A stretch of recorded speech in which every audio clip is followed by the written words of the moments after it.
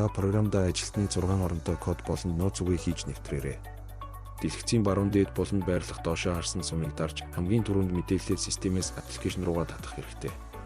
Системд бүртгэлтэй бүх мэдээллүүдэд татна гэсэн үг. Борлуулах барааг хайлтаар хайж гаргах боломжтой.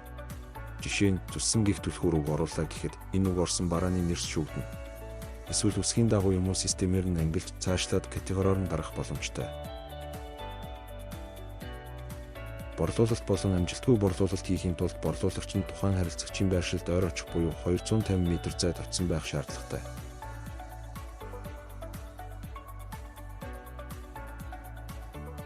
Нүүр хуудсанд борлуулагчийн ажилд үүссэн бол борлуулагчийн маршрутад байгаа харилцагчид дарааллын дагуу харагдана. Тус жагсаалтаас шууд харилцагч дээрээ дараад борлуулалт хийх боломжтой.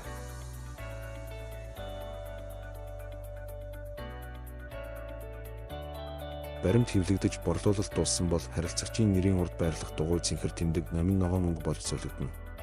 Энэ нь түгээлт хийгдсэн төлөвт орсныг илтгэнэ. Ажилт үүссэн үед харилцагч нарыг зөвхөн харж болно, ажилт дууссан үед борлуулалт хийх боломжтой.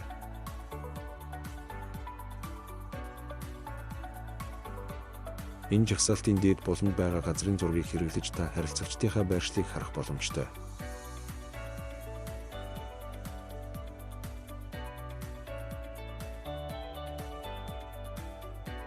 Очих маршрут замыг харилцагчийнхаа нэр дээр дарж харна.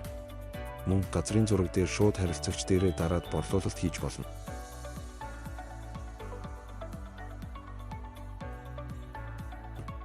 Баримт гарч борлуулж дуусахад улаан байсан төлөв ногоон болж өөрчлөгдөнө.